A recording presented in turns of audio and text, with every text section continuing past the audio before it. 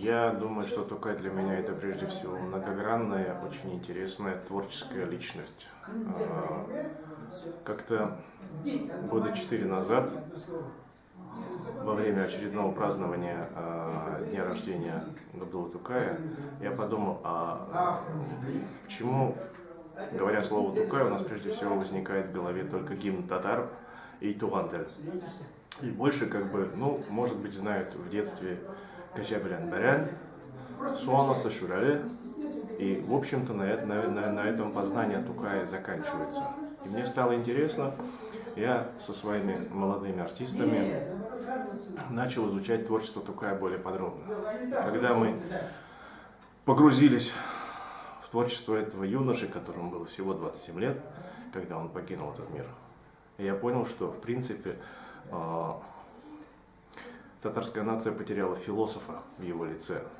И чем больше мы искали материала, тем глубже становилась эта бездонная мощь и глыба этого таланта, потому что он писал в стихах, не просто в прозе, такие проникновенные, глубокие мысли, вещи, которые на самом деле до сегодняшнего дня, наверное, еще не разгаданы.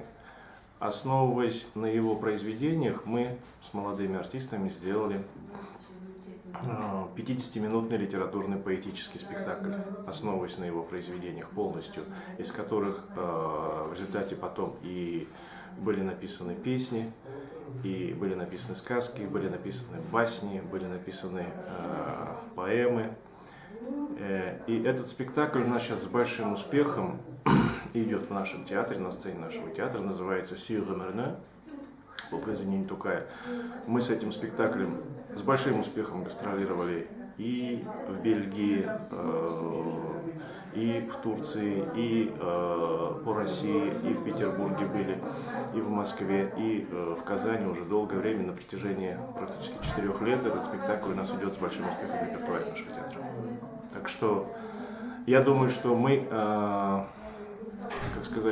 взяли только крупицу творчества Габдуллы Тукая и попытались ее